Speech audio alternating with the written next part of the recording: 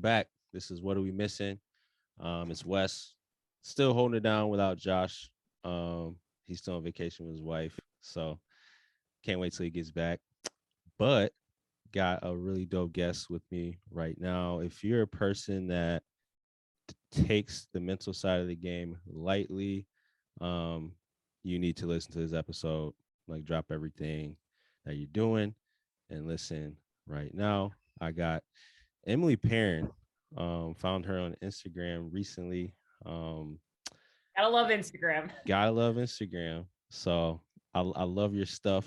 Yeah, I love all your posts and you really, it's music to my ears. The stuff that you talk about, because really I just talk to the kids that I work with and the athletes that I know about the mental side of the game all the time. But without further ado, I just want to ask you how you're doing and how's everything been for you lately? I'm great. I'm super pumped to be here. It's a, bright and sunny Saturday morning here in Durham, North Carolina. I'm just honored to be on the show. I'm jealous. It's very cold up here in Michigan. We got mad snow. The kids had a snow day yesterday. Mm-hmm. So it's ugly up here. I'm not gonna lie, I was sitting out on the baseball field last night in 60-degree weather. So it's oh my gosh. It's not the case for us. Yeah. Me and my wife just got back from and my daughter got back from San Diego about 2 weeks ago. So yeah, 70-degree weather, sunny.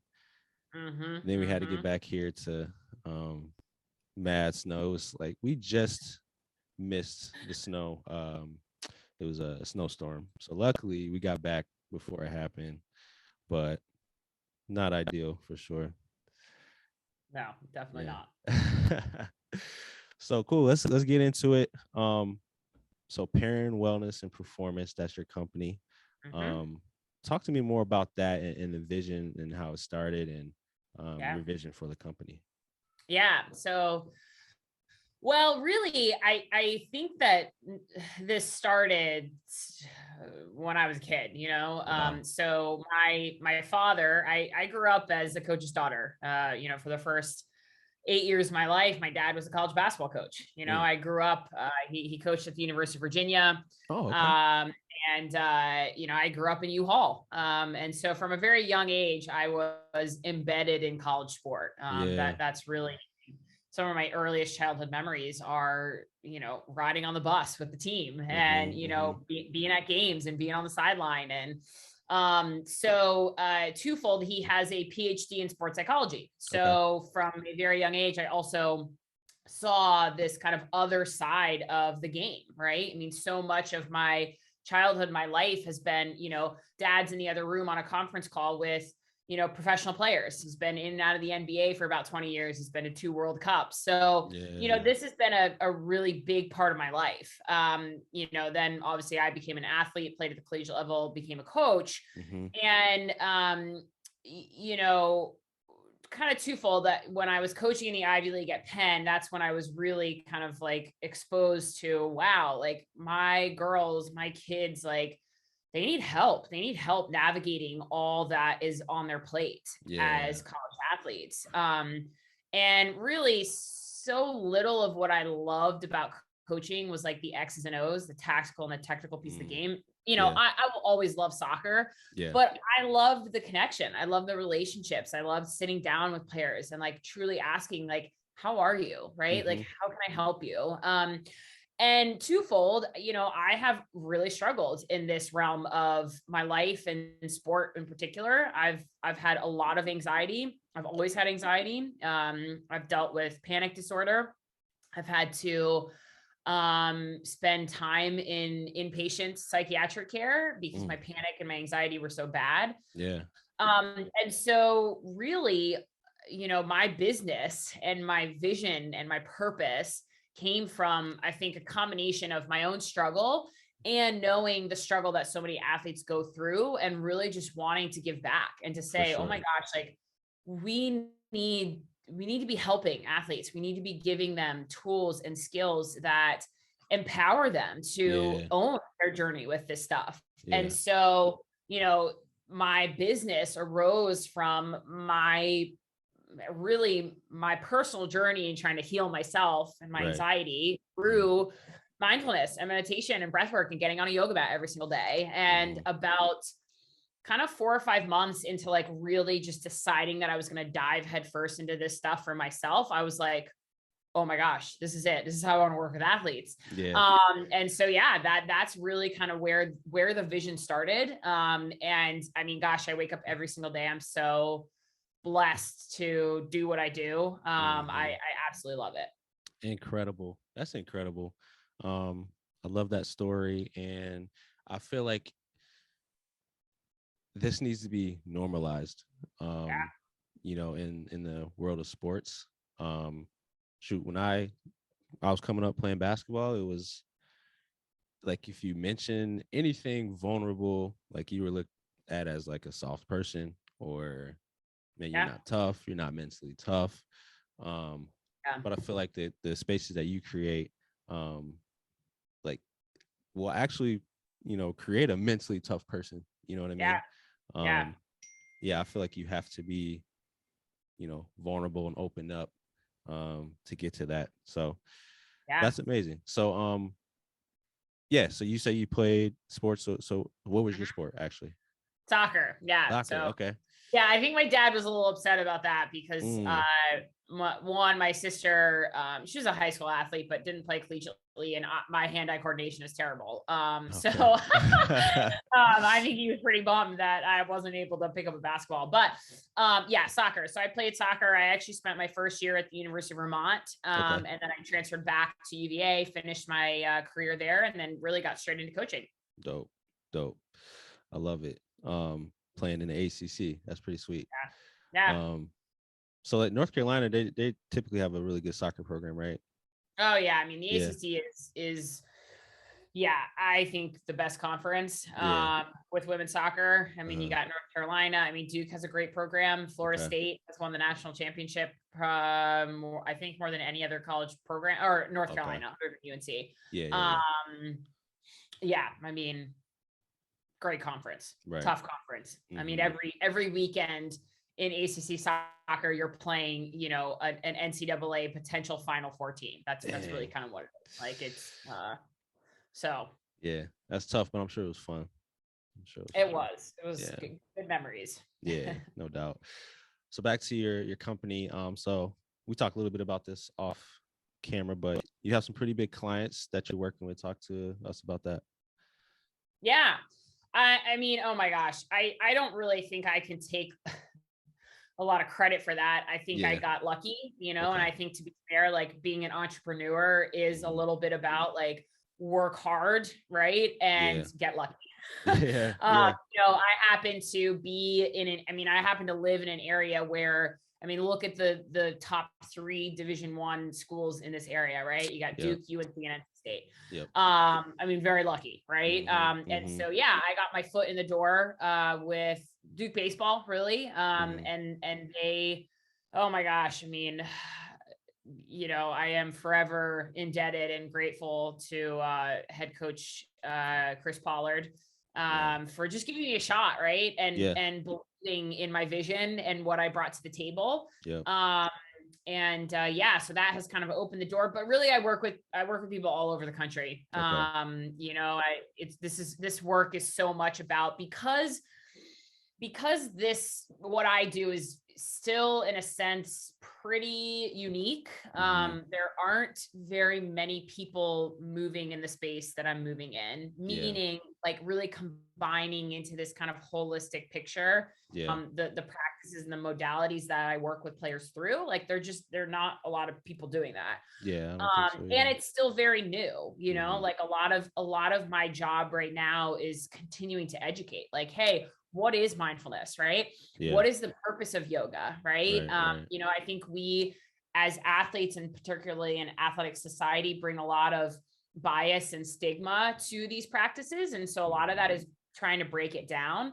But I work all over the place. I was in Ann Arbor 2 weeks ago. I was in Boston last week.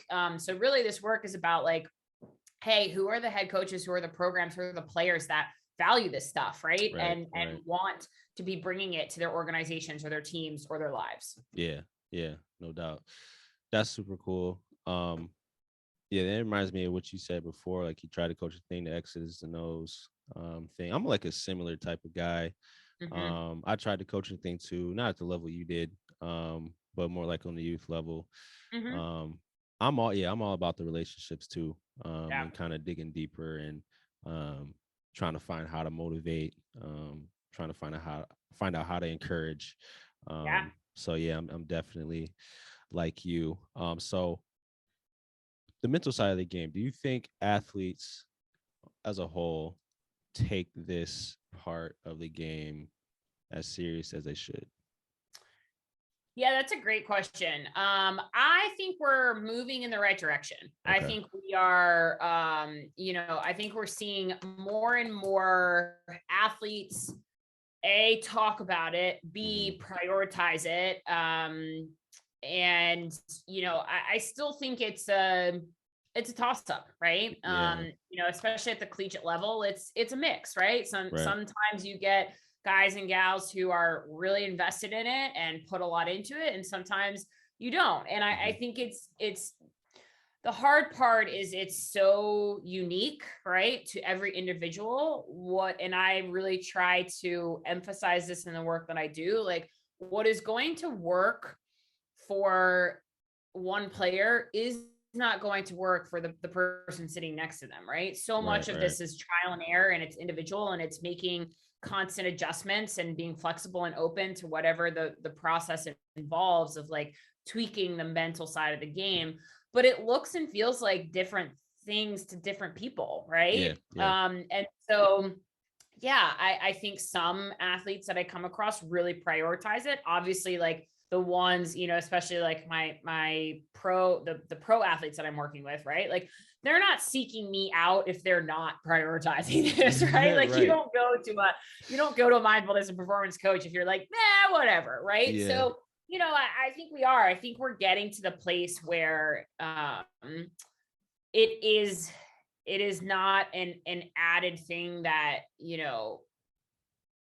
coaches emphasize. It's not an added resource that organizations have.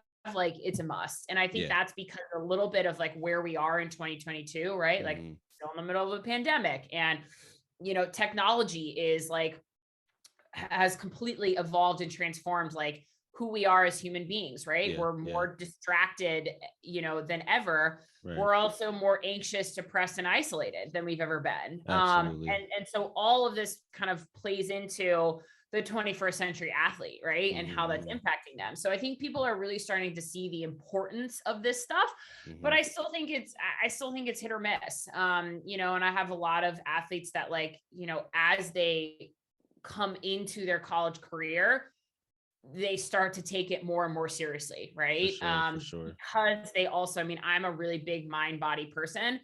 We can't treat them separately, right? Like Right. mind body operates as one. Hmm. And Hmm. so, I think especially as athletes get older in their college career, but also their professional career, like they understand what's happening to their physical body as they Yeah. get older and the Right. wear and tear, right? And Hmm. the mental piece of that, and I a lot of my work, right, is yes, it's mental, but it's the full picture. So it is Yeah. very much, I do a lot of nervous system training, because it's bi-directional, right? The Hmm. body and the mind talk to each other. So Absolutely. Yep. again, to get back to your question, it's a very long-winded answer of saying like, it's a toss up, right? Yeah. Yes and no. Right. But I do think generally we're headed in the right direction, Yeah. where we're seeing a lot more athletes talk about it, a lot more coaches emphasize it, and so it's going in the right direction. We just For need to sure. keep going. Yeah. Yeah. I would agree to that. So you mentioned we're in a pandemic. Have you seen, a difference, I guess, in the athletes that you work with and the approach that you work with these athletes through like COVID the last 2 years? Yeah, absolutely. Yeah. I mean, and I think that goes across. I'm getting my master's in clinical social work, so 2 days a week I am in a clinic. I'm in a it's called partial hospitalization, which is Hmm. basically like very intense, people who are navigating very intense mental health issues. Yeah. And it's a change for, yes, our athletes, our athletic culture, but it's a change for everybody. Right. I think we are still in this phase where, okay, we're in year 2 of this, or 2.5. I don't even really know, but like, Crazy. we really don't give ourselves enough credit for the impact that this is having on our mental health and well-being. Right. And so, so much of what I have transitioned into doing is self-compassion work, which is, this idea of like, look, we are the first, oftentimes athletes are the first people to, like, when their teammate is struggling, right, go help their teammate, right? But we can't do that for ourselves. And so this time in particular has really kind of brought that to light. Like, okay, how do we be a little bit more compassionate to ourselves and kind to ourselves? Because I really think that that's how we be resilient. It's not so much about like being tough as it is like being kind and being able to weather the storm. Right. And so that's a skill, it's a skill that many of us don't have. And so teaching that, right, and framing a lot of the work that I do, right, all of the mindfulness stuff, all of the movement-based stuff, like through this lens of like, how do I just be a little bit kinder to myself? Right. Really goes a very long way. That's a very counterintuitive concept for athletes. Because, we operate from this lens of criticism, right? If we're, how do we get better? How do we progress if we're not being critical of our performance? But what's happened is like, we translate that to every aspect of our life and we smother ourselves, right? I mean, this is where the inner critic just becomes a constant battle. And so teaching kids these skills that like, hey, like self-compassion and understanding like this non-judgment piece of mindfulness, like these are skills that we have to teach ourselves and we can't. And so that's been a really big pivot and transition into the work that I've been doing over the last 2 years with COVID. Man, being kind to yourself, that's something I was not when I was playing. I miss a shot, I'm cussing myself out, or if I let somebody score on me, I'm cussing myself out. And I didn't really realize that was like the first step to basically destruction and absolutely, like a shooting slump or lost confidence, so how, like, do you have an example, like just like a quick example of how you teach athletes to be kinder to themselves, like maybe in the moment? Yeah, it's a great question. So I think it is incredibly hard I think there's a lot in the like mental performance space, sports psych space that's like all about this like positivity wave, right? And I think we could do a whole nother episode on like toxic positivity, but it is very hard for anyone, right? And I think potentially even harder for an athlete, but it's hard for anyone to go from a negative thought, right, to just switching that on its head and make it a positive thought, right? Like it's just really hard. We don't get a lot of buy-in with it because we don't believe it, right? What good does it do for us to just like 180-degree turn it around? So that's actually not the first step, right? I start and so much of mindfulness in itself is getting curious. So mindfulness, the definition means, right? Can we pay attention? Yes. Can we have awareness? Yes. But it's really on purpose. So it's very much looking inwards at our experience in the present moment without judgment. Okay. And so removing that bias, removing that added judgment that we often place, right? So missing a shot, beating yourself up, and then getting mad that you missed the shot and you're beating yourself up, right? So we see how we like place added, emotion and feeling and then negativity, and it kind of perpetuates the cycle. So what that might look like is to say like, okay, missed a shot. Interesting. What did I do there? Why I gotta, maybe if I change my wrist or, do this next time, like, see how I just kind of, I don't flip it on its head, right? And say, okay, like let's 180-degree turn this around and make it positive, right? You missed the shot, right? Like objectively, it didn't go in the basket. Okay. Yep. So can you get curious around that? And so a Mhm. lot of times what I say is like, this work is about, can we get a little less critical, right? It's not about, removing that completely, because we are human. We are Yeah. always going to be critical, right? Yep. Like, Right. and inherently that comes from a really good place to save us. But can we just like dial it down a little bit so that we can get just a little bit more curious? And what that curiosity does is it opens the gateway for us to then move into more kindness, more friendliness, more self-compassion. Okay. And so it's a balance. And this is, again, it's, I have a lot of, especially, I mean, I'm sure you resonate with this, right? Like, so many athletes are like really type A. They want to be really good. They're very perfectionist, right? Yep. And so it's about balance. It's not about being perfect, right? It's not about, okay, so now I have this skill. I got to get less critical. I got to get more curious. Okay, go out, have a bad performance and like, oh my gosh, it's not working, right? Yeah. I have a lot of kids that are like, well, it didn't work. You told me to be less critical and more curious. Like, it didn't work. Right. Well, this is where we can equate, and this is why I love this work, because I think it has so many parallels to like the actual technical and tactical and physical work that you put into your game. Yes. Think about some of these college kids. How many times have they shot a basketball? Oh, how many times have they gone out on the court and dribbled, right? How many Yeah. times have they done speed? And I mean, probably thousands of hours, right? Right. To get them to the level that they're at. So yeah, it's the same exact way. Your brain is a muscle, right? Yeah. So yeah, it's not going to work overnight. Mhm. I mean, and I genuinely, like, there is nothing in the work that I do that I don't do myself, right? Yeah. So I like to use myself in this example, because I mean, at 27 years old, like, I was sitting in an inpatient psychiatric facility because my body was in such a panic response. I could barely go to the grocery store, like could not leave my house to go to the grocery store because I was going to have a panic attack. Right. And now I'm 31 years old and I haven't had a panic attack in 3 years. And I don't really, like, I wouldn't even say that I struggle with a lot of anxiety right now, because I have dedicated so much in daily time and effort into these practices, right, over the span of 4 years. So just think, like, it takes time, right? These are things that, like, we have to exercise and we have to use, and there's a lot of different ways to do it. But that self-compassion piece, like the door, the stepping stone, is like, okay, can we get curious? Can we try to remove the filter, the judgment that we place on ourselves a lot of the time? Right.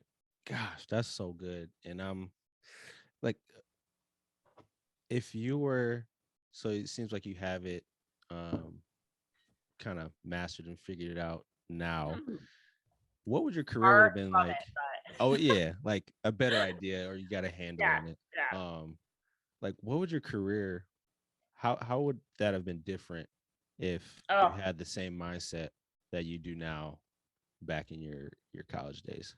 Oh my God. I mean, I would have been I will be the first to admit, like, I had a college career that was far from what I wanted it to be. Same. Far. I mean, I really, I did not have a great college career by any stretch of the imagination. And that's because I was dealing with so much, I think, off the field that smothered me on the field.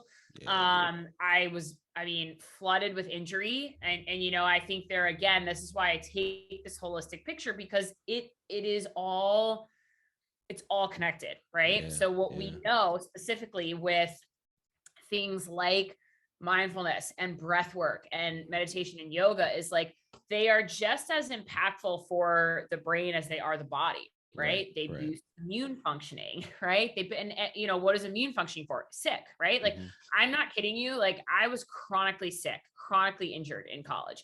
I mean, it was like facing injury after injury. I couldn't catch a break. And I fully believe that, like, it's all intertwined, right? It is all connected. And so I think it would have been a dramatically different experience. And I think I would have been a different coach as well, for my college players. So yeah, I mean, oh my God, like night and day, probably. Crazy. So I hope the athletes that are listening today can really get a jump start on this. and not look back like we are like, dang, I wish I would have had this figured out back then. Absolutely. Things would have been a lot different. So Mhm. that's, yeah, I kick myself for sure for not, paying attention to Oh, that part, absolutely. you know. Or just Um, treating it like, you know, again, this gets back to your question about like, are athletes taking this seriously? Like, mhm, just taking it a little bit more seriously, right? Like, yeah, half the time, like, especially the kids that like, and a lot of the work I do is just at the team level. Like, it's not my job to go in and like, you know, impact and make every single guy on a roster of 40, 45, 50 people like believe, right, right? right, The ones that don't buy in, I want to shake them because I'm yeah, like that you don't understand the impact of this stuff, but like it's not my job to do that. But right, right, yeah, I'm totally with you. Like I wish I could just go back to my former self and be like, pay attention to this, yeah, like start yeah, doing this because like, it's so yeah, important. So yeah. So that kind of, so when you are working with these teams, is it like, are you set up to like do stuff with the entire team, or is it just people that are interested? I guess, how does that work? yeah. Yeah. So it's, I mean, mostly it's like full team sessions. And then Okay, from that, a lot of the like individual work stems off of that. Right. gotcha, gotcha. And then with pro athletes, it's a little different. Right. Hmm. Because, I think at the pro level, like regardless of what sport you're playing, like I mean, so much of like this piece of things is like pro athletes find their people, right? They Yeah, find the people that they like to work with and kind of follow them. right, right. So yeah, it depends kind of like what level. And I Yeah, don't do a ton at the youth level, and that's just because of my schedule. Like I yeah, just like trying to like maneuver and navigate college sport is like hectic enough. hmm, So but that's just more so than the nature of yeah, my schedule, to be for honest with sure, you. for sure. Um, yeah, I have a friend of a friend. So one of my best friends, his good friend, is a trainer in the Hmm. NBA. So Yeah. he's really good friends with a particular player. Um, and so we get like the inside scoop of this guy and like really what happens in the NBA. And like my Yeah. eyes really have been open, but um, we just got wind that his mental state is just not very good at all. He's Hmm. like depressed. Um, and then like after watching him on TV, like when you know that, it's like, dang, I can really see it just by the way he's playing, his energy Yeah. level. Um, so it's, yeah, it's a real thing. It's not just high school, not just Oh, college, but no, and I think at the pro level, like I love what you're saying. Like one, that makes me sad, but I think yeah, people assume, right? People assume that like, oh, those pro guys are fine. Like they have, they can hire people left and right, but like they make millions it's of not like dollars. Yeah. yeah. And to be fair, like I'm like again, like I'm a clinical social worker. So we also like I am really actually passionate about more of like the macro level. Like I love like organizational stuff. So meaning Yeah. like, well, what is the organization doing as a whole to support their players, Mm, right? great How do point. we put proactive measures in place that support these players, right? And so a Yeah. lot of the times what you find is like, again, we think like this outsider view is that like, oh, well, it's the freaking NBA. Like they make so much money, they have, Hmm. whatever they want, right? Yep. No, that is not always the case. And it's actually rarely the case Right. that they have the, um, you know, the support that they need. Yeah. And so, yeah, I mean, I think you're spot on there. Like, Hmm. it's not always the case. And that's because I think for so long, we have put the mental side of things, particularly mental health, on the back burner, right? Yep. Like, Yep. don't talk about it, not a thing. We're not going to go Hmm. there. So, like, no, we don't need to hire support staff for that, right? Right. Right. And so now, we're having to play catch up. But like I think so many organizations still like they're behind the ball game, to be honest Yeah. with you. For sure. Um, like I'll tell you at the college level, like the University of Wisconsin is the only school in all of NCAA that has a full-time staff member that is a mindfulness uh person. Really? Um, yeah. Wow. Wow. Um, so, and when you look at, so I did my in my first grad program, I did my thesis in analyzing NCAA like mental health structure. And like at the time, there were only, I think there were less than 20 colleges, mostly Division I, that had like full-time mental health staff professionals on within their athletic department. Sheesh. So, you know, we're really, but you know, obviously that was maybe 6 years ago. So, you know, we could be, you know, progress from there, but we're still very behind. So, you know, man, definitely behind, but yeah. I mean, I've been seeing more and more with people, you know, saying speak up if you're not okay. It's okay to be, you know, not okay. And yeah, I just want to encourage the athlete out there, like if you are struggling, having anxiety, you're depressed, I don't even want you to do it so you can perform better. I want you to do it because you deserve, as a person, you just deserve to be well. Absolutely. You know. So, man, just find a community, find someone to talk to, so you can get right. So one topic I wanted to touch on was meditation. So the athletes that I've mentored, you know, I try to teach them meditation and implement that into their daily routine. And whenever I did this with them, oh my gosh, so much resistance. You can just, like tell by like their body language and by the energy. Why do you think people are so uncomfortable with meditation? Oh my gosh. Yeah. Do you have days to talk about that? No. Right. So one, I think we need to start with the fact that there is so much like bias and stigma around like what meditation is, right? I think we have a picture in our brains of like, okay, well, meditation means going to sit in a room with the lights off in the corner with my hands like this and my eyes closed and I got to be still for 2 hours, right? Right. Yeah. And so, you know, meditation is this, I mean, thousands of year old, you know, very old Eastern, you know, Buddhist, Hindu tradition that has, you know, made its way to Western culture. And, you know, there's a lot that we just don't really understand about it. Okay. So that's one, right? Two, we have to look at the nature of society right now, which is a society that is very go, go, go, go. More is better. If you're not doing something, you're lazy. You know, to be in actual, like, let's just take the stillness factor, right? Like we don't do that well, right? And particularly athletes don't do that well. Okay. Right. Quiet. No, like we just don't, we're not a very introspective society. That is a very scary thing for us. Okay.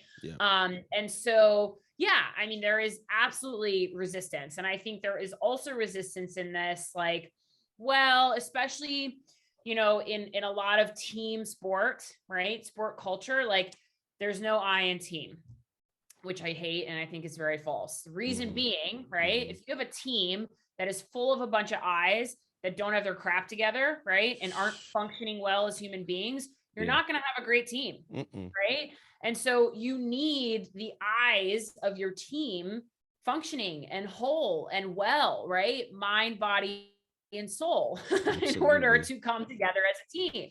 Okay. So I think there's also a little bit of the stigma that, well, meditation is a selfish thing, right?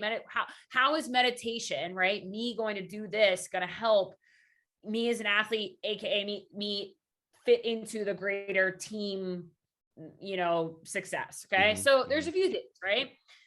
I also think that we have to, and part of so I spent almost a year studying mindfulness meditation with a guy named Sean Fargo. Okay. Who was a former Buddhist monk, came out of the monastery to teach people how to teach meditation, and he lives in San Francisco and has done some stuff with the Golden State Warriors. Oh, dope. Everyone will know that Steve Kerr was a part of that Bulls team that, you know, had brought George Mumford in and was meditating. Right. Yeah. So, you know, if you look at the Golden State Warriors, like core values, like mindfulness is one of them. Okay. Yeah. So, I really, with my training with him, was really like, okay, how do we take this 2,500-year-old concept, mindfulness, right? Buddhist, Hindu tradition, philosophy, this way of being, and make it accessible to the 21st century athlete, right? Yeah. And so, a lot of my work is, I don't actually always start my athletes out with meditation. Right. Sometimes they're not ready for it. Sometimes we have to train the brain and the body in ways that ease them into it. It's just like cardio endurance, right? Nobody in their right mind would wake up one day and be like, I'm going to go run a marathon, right? Like you Right. wouldn't last. Okay. Yeah. Like you train your brain, like you do 5 miles for a few weeks, and then you go 11 miles for a few weeks, and then you go a half marathon right? We build our tolerance to be able to, work into a full marathon. Same thing with stuff like this, right? And so, I mean, a lot of the times I don't start athletes off with meditation, with a formal, or what we consider to be a more formal seated still meditation. Yeah. Right. We build into that with more informal practices that get them really thinking about themselves and their awareness and where they are in time and space, that open the door to a more formal practice. For sure. And so, to be fair though, I haven't really faced a lot of resistance with this stuff. I'll be really honest. That's what's up. Granted, I also I think the coupling of the mindfulness, the meditation, the breath work, and the yoga, I really use yoga movement-based practices, and like my training as a therapist, is I'm really interested in what's called somatic intervention, which is a body-based therapy. Like I really believe that that's very accessible to athletes, because what is required of us to play our sport, our bodies, right? We have to use our bodies. So we're familiar with that. So let's find a middle ground where, okay, through movement, right? We can understand these concepts of mindfulness that ease us into the more seated, still typical meditation. So I haven't really faced a ton of resistance. What I face more so is the challenge of getting a lot of this stuff to stick, in a sense that, it becomes a part of their daily habit routine that's a non-negotiable. Right. And so I really, I emphasize, make this stuff work for you. Right. I see so much on, especially in like the, oh my gosh, the self-growth, personal development, and even like mental performance space, right? Like I saw a tweet the other day from, some guy, I don't even know who it was, but it was like, morning routine, wake up at 5, no social media for 2 hours, only water with lemon for the first hour, like sit in stillness for, 45. Does the Division I athlete have time to do that? No. Right. So why, I think we're selling, this unrealistic picture of what a lot of this work, does. No. Can you give me 3 minutes of your time? Can you give me 1 minute? Can you give me 30 seconds? Right. Like, this is what, like, that's the accessibility piece. And like, oh my gosh, I mean, when I make the correlation of like, hey, can you pull 2 minutes from your TikTok scrolling time to pause and be still and look around and acknowledge where you are in time and space? 2 minutes. Can you take 2 minutes away from Instagram or Snapchat? And I have yet to have an athlete tell me no. They know they can do it, right? That's so real. So, it's making this stuff accessible to their lives. And that is what creates buy-in. That is what breaks down resistance. And that is what keeps them coming back, right? To the point where they're saying, oh, 2 minutes, a breeze. I'm going to do 5 minutes. Man. Oh, 5 minutes, breeze. I can do 10 minutes. Yeah. Right. Like, so now they're taking like 10 minutes. I mean, this is a great story. I've got an MLS. Actually, I was working with an MLS player that he's a young kid, great kid. When we first got into this, like, meditation was really hard for him. I mean, like 1 minute, 2 minutes was really hard. And I get a text message from him. Maybe, we finished our work together. Right. He still like uses my platform, but like, my work is sometimes like in the individual capacity, sometimes it's ongoing, right? So sometimes it's a prolonged process, but sometimes it's not, right? Sometimes I come in with just like one goal in mind. We work together for, 2-3 months and then we're done. Right. Yeah. I get a message from this guy, this player, a year after we ended our kind of like 3-month, working together. And he goes, I just want to tell you, meditation is a non-negotiable. It is something that has become I don't miss it.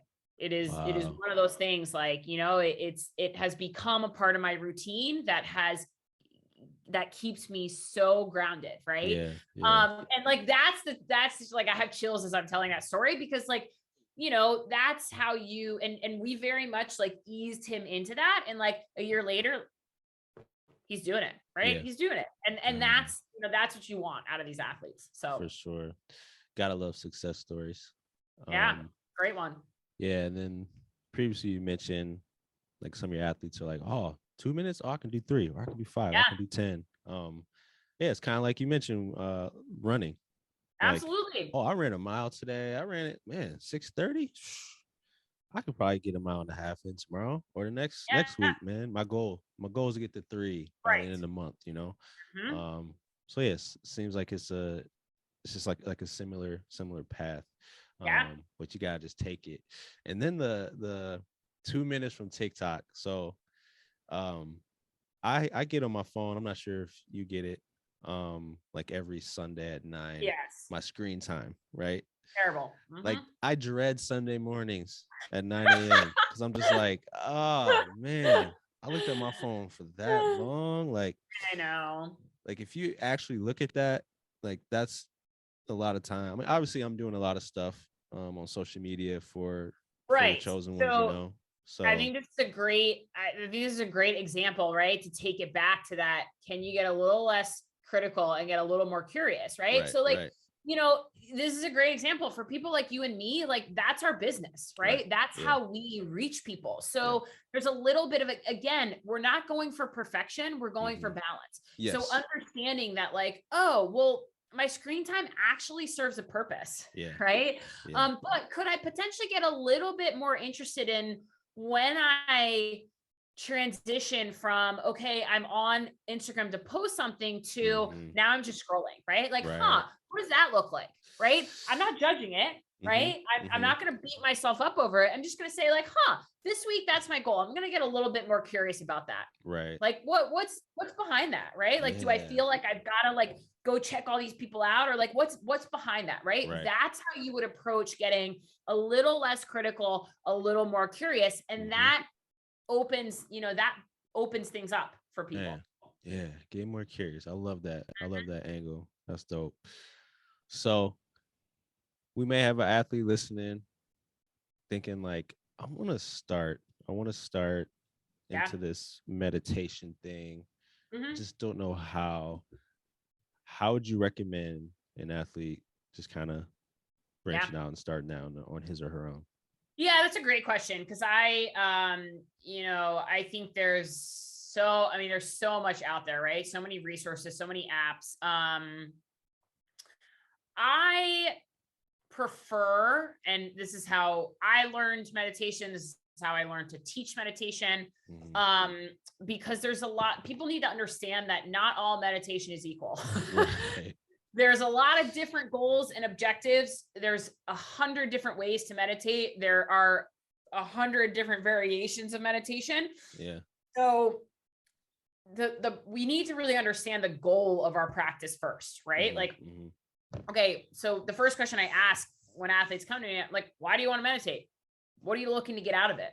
Right? Like, oh, well, I want to reduce stress, or, oh, I want to be a little bit kinder to myself. Okay. Like, then that gives us a direction. Right. But typically, I think the foundational skill that, you get many foundational skills from meditation, but the first one that, again, this is how I prefer to teach it. This is how I learned it. And this is how I teach it to athletes is we need to build the skill of concentration.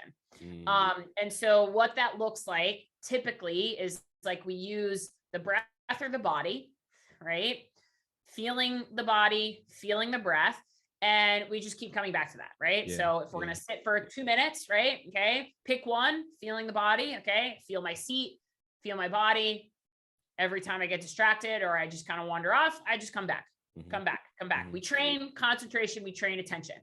And then from there, and I mean, that process alone can take years. I mean, those are still, I mean, concentration meditations are something, I mean, I do every day, right? Yeah.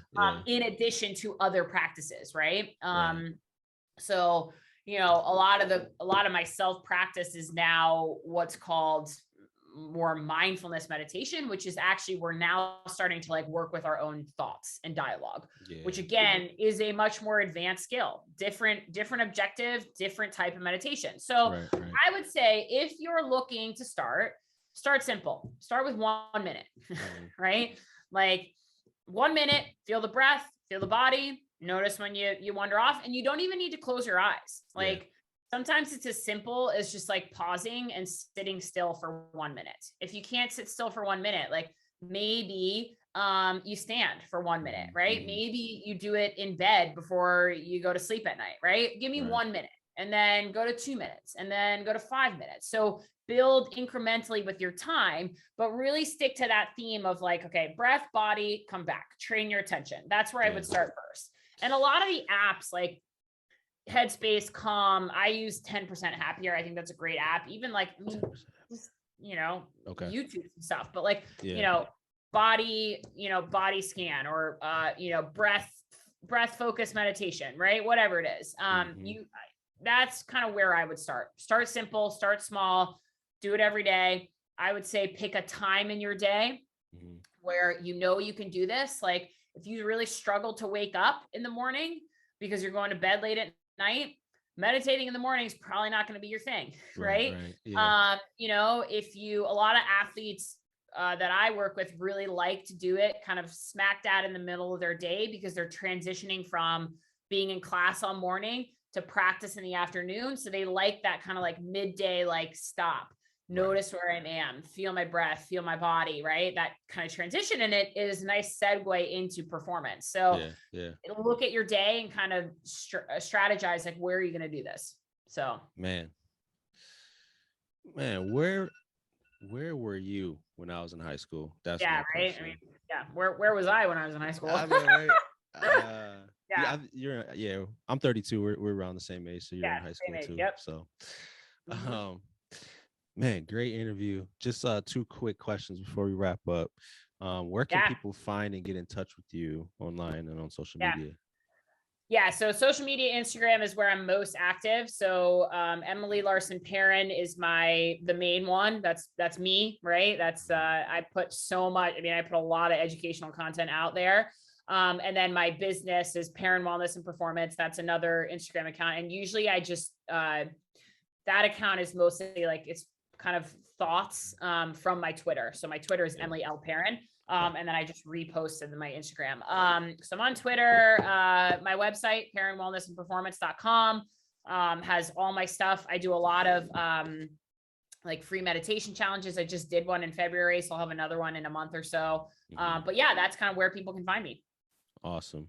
Make sure you guys give Emily a follow, and I know she'll take your mental game to the next level, which will take whatever your sport is to the next level too. So Emily, thank you so much. I appreciate you. Good luck as you continue to work with these athletes and try to change the world. No, what a pleasure. Thank you. Such a great conversation. I mean, geez, we could do like part 2, 3, and 4 of this. So I'm all for it. Yeah. Thank you so much for having me. I appreciate it. Yes, my pleasure. And let's definitely stay in touch. Absolutely. Yeah. So that's another episode of What Are We Missing? Thanks for listening. Thanks for watching. Make sure you share this episode out and continue to spread the word. All right. Until next time.